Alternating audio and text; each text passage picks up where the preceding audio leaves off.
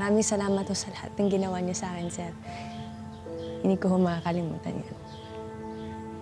Pero iba na ho yung sitwasyon ngayon eh. Kanina lang, muntik na ako mawalan ng trabaho. Pero okay na. Diba?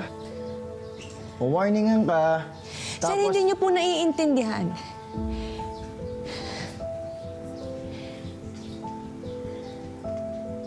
Hindi niyo po ba naisip? Nangyayari lahat ng to dahil close tayo. Dahil magkaibigan tayo. Si Aika ang may kasalanan nito. Siya ang gumawa ng gulo. Sir, alam ko na akong iniisip. Wala na akong panahon sa ganito, sir. Kanina lang, oh. Muntik na ako mawalan ng trabaho. Ang dami kong gustong gawin. Gusto kong makaipon para makapaghanda sa paghahanap sa tunay kong mga magulang. Tapos ano, mawawala lahat ng yun? Dahil mawalan ako ng trabaho?